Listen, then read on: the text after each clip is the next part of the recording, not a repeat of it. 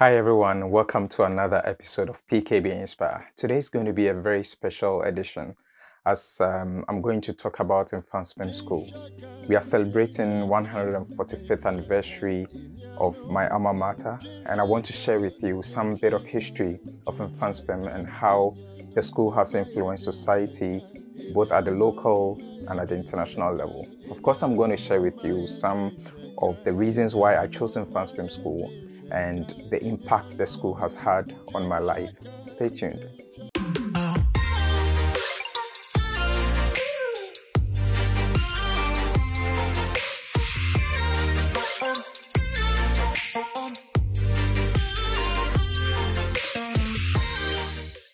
Mfantsipim is an all-boys secondary school located in Cape Coast in Ghana.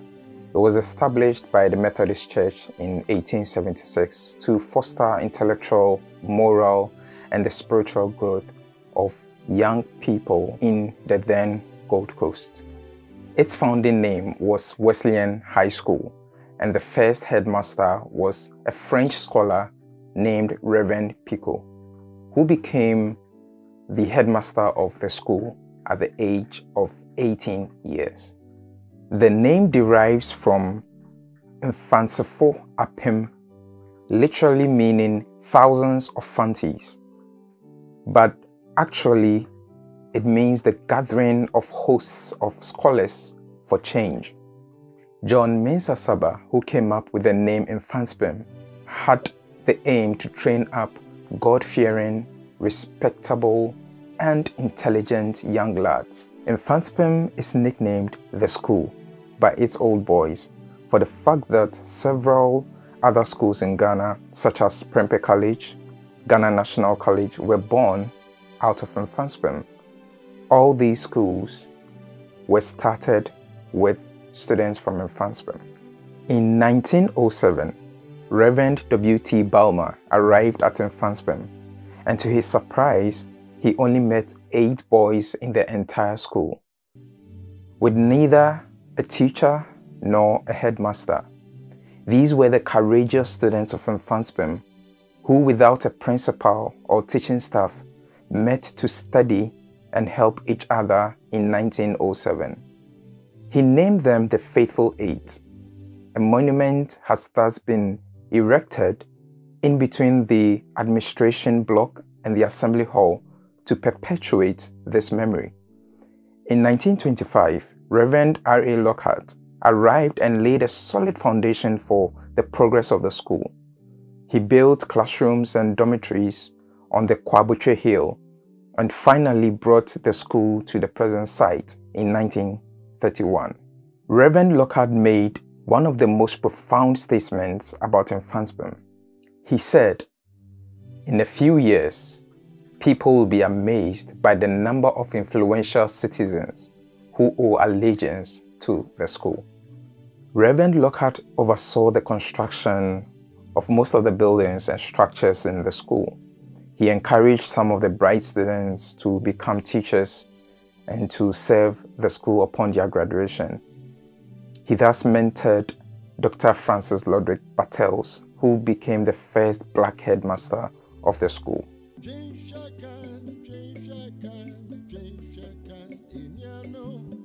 There have been many influential products of the school who have served not only the country, but the continent of Africa, but also continents outside Africa, and many international bodies. Accra Academy, Wesley Grammar, and Ghana National College were all modeled after Mfantsipim. In fact, the headmaster of Wesley Grammar in 1960 declared that their aim was to build a second Mfantsipim.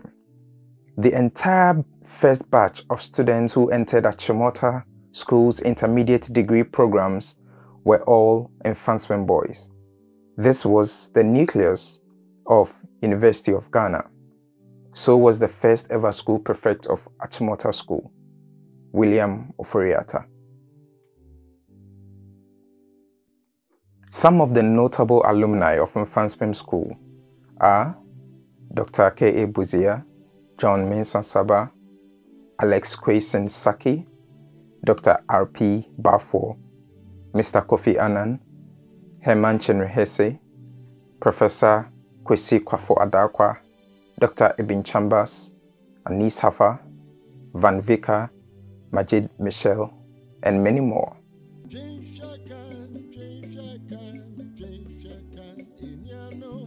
My decision to attend Mfantsipim School was greatly influenced by the alumni and some of the notable works that they have done in contributing to shaping society, not just Ghana, but also abroad.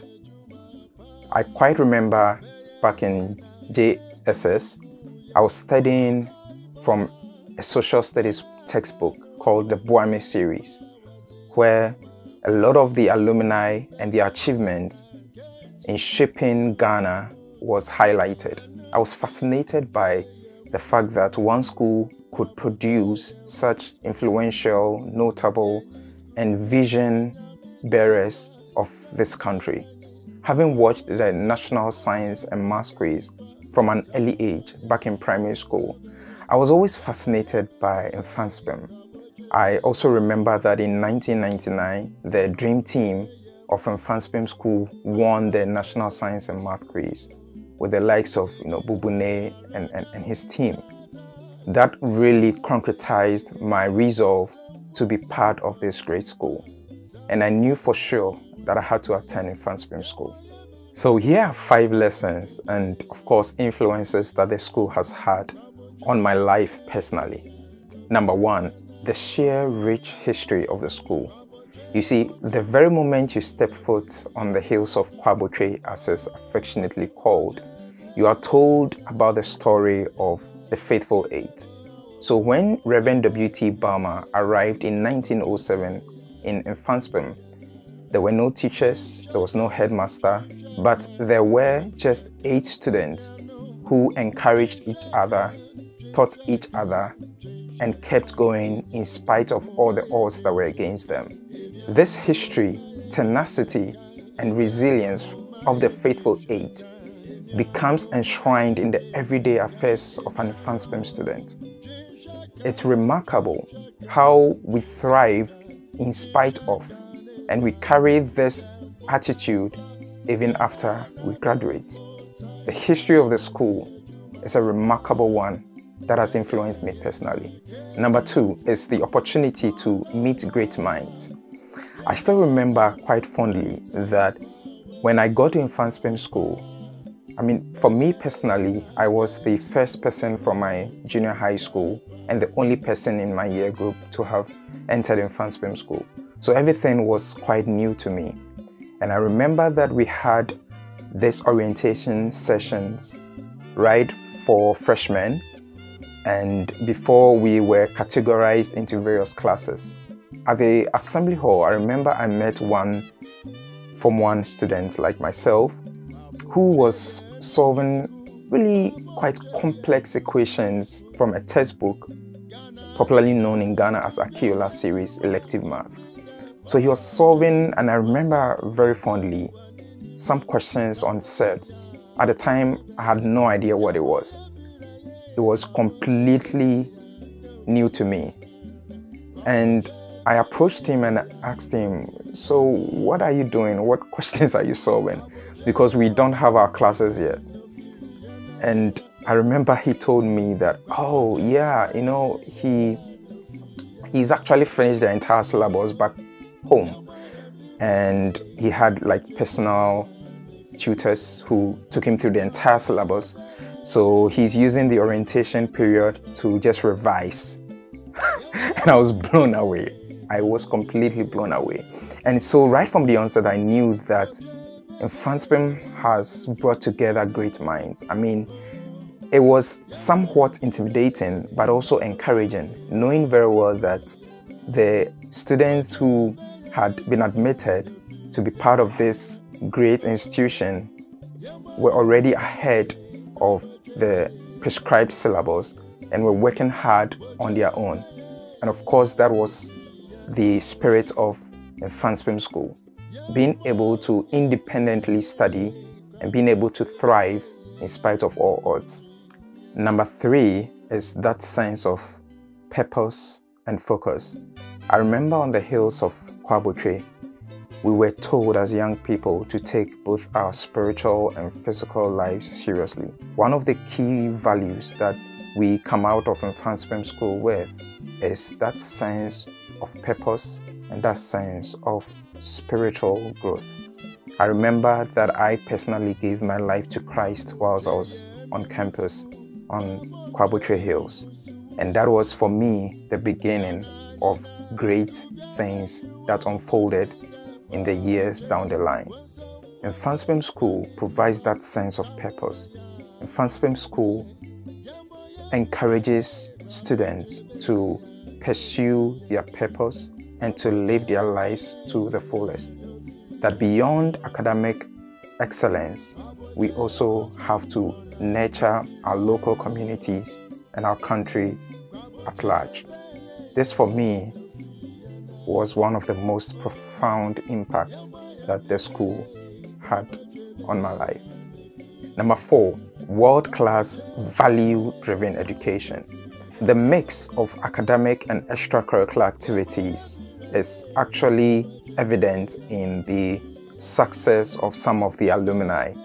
We have people in the music industry, the acting industry like Van Vika, we have Majid Michel, Obo, and so forth, who all attended Mfantsipim School. There is that nurturing that takes place while studying at Mfantsipim School, that your academic work is important, but you need to develop the other skills that you have, whether it was debate. So we had the Writers and Debaters Club. I joined at some point. We had the Mfantsipim SLC, where we're able to debate, we're able to bring forth some of the issues that needed to be addressed to the administration and authorities. This for me is crucial because once you leave the confines of Mfantsipim, the world will present a myriad of challenges, and you need to be adept to be able to address and solve those problems. Mfantsipim School did that for me. Number 5 is the rich network of alumni that we have across the globe. I've been to conferences, international and local conferences, where I've met old boys who are doing incredibly well. I think for me that the network is an invaluable aspect of being part of the Mfantsipim community. We have the MOBA, which is the Mfantsipim Old Boys Association, that really seeks to bring the well-being and welfare of not just the old students, but the existing students in the school to the discussion table. We are able to either donate or undertake projects for the school to support the efforts of the government and the school authorities. So for me, these are the 5 key impacts that Mfantsipim has had on my life. So in celebrating the 145th anniversary of Mfantsipim School, I did this video. I would like to say a big thank you to all the teachers who are teaching currently at Mfantsipim School and those who have taught in the past. I would like to also give a shout out to all the MOBAs who are across the globe who are going to watch this video. Happy anniversary to Mfantsipim. Of course, I cannot leave this video without reminding us of our motto, DWEN. In whatever we are doing as a people, whether you are part of the Mfantsipim community or not, you need to think and really look ahead, consider the future, prepare and plan for the future. DWEN, nenianom yambo taipa, yenana nombo taipa, wadi ejuma pa. Beye yena country for yembo taipa, yenana nombo taipa, wadi ejuma pa. Beye yena country for yembo taipa. And let's celebrate the greatest school on the continent, Mfantsipim School.